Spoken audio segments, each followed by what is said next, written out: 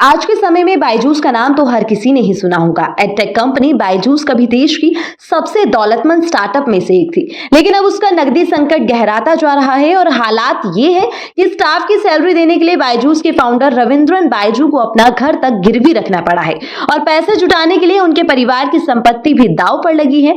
जी हाँ, देश के सबसे बड़े एडटेक प्लेटफॉर्म बायजूस में हालात हर बीतते दिन के साथ बदतर होते जा रहे हैं और कंपनी का आर्थिक संकट लगातार बढ़ता जा रहा है। रिपोर्ट्स के मुताबिक हालात ये हो चुके हैं कि बायजूस के पास अपने कर्मचारियों को सैलरी देने के लिए भी पैसे नहीं बचे हैं और नकदी संकट के बीच अब बायजूस के फाउंडर बायजू रविंद्रन ने अपना घर तक गिरवी रख दिया है। रिपोर्ट्स के मुताबिक बायजूस के कर्मचारियों की सैलरी अटकी हुई है और कंपनी में नकदी संकट बढ़ता जा रहा है।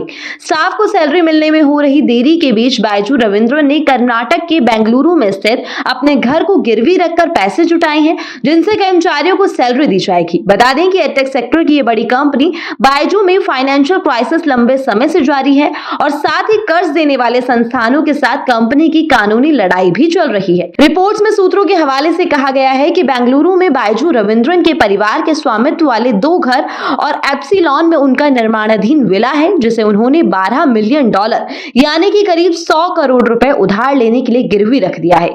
इससे मिली रकम का इस्तेमाल एडटेक कंपनी ने parent company think and learn private में 15,000 कर्मचारियों को उनकी सैलरी देने के लिए किया है। हालांकि इस बारे में अभी तक बायजूस प्रबंधन की तरफ से कोई टिप्पणी नहीं की गई है।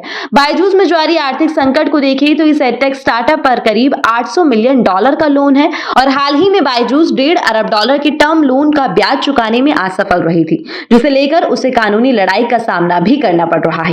कंपनी में जारी उथल-पुथल और नकदी संकट के चलते जहां बायजूस की वैल्यूएशन पर असर पड़ा है, तो वहीं कर्मचारियों के सामने भी सैलरी संकट गहरा गया है। इसे कम करने के लिए बायजूस के फाउंडर रविंद्रन ने यह बड़ा फैसला लिया है। कभी बायजू रविंद्रन की नेटवर्थ $5 अरब यानी कि करीब 41,715 करोड़ रुपए होती थी, लेकिन अब उन्होंने निजी स्तर पर $40 करोड़ का लोन लिया है। साथ ही कंपनी अपने सारे शेयर भी गिरवी रख चुकी है। बायजूस का कैश फ्लो पूरी तरह से हिल गया है।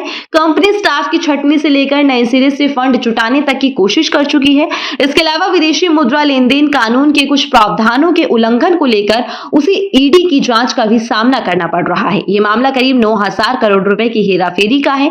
इन सबके चलते कंपनी का संकट लगातार बढ़ रहा है। बायजूस के कामकाज के तरीकों को लेकर उसके इन्वेस्टर्स भी शिकायत कर चुके हैं।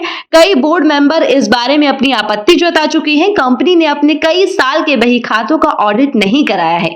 वहीं मौजूदा समय में 2023-24 फाइनेंशियल ईयर चल रहा है, जबकि कंपनी ने 2020-21 के फाइनेंशियल स्टेटमेंट तक तैयार नहीं करवाए हैं। इस बीच कंपनी के फाउंडर किसी तरह कंपनी को चलाते रखने की कोशिश कर रहे हैं और इसी कड़ी में अब बायजू रविंद्रन के अपने घर तक को गिरवी रखने की खबर आई है।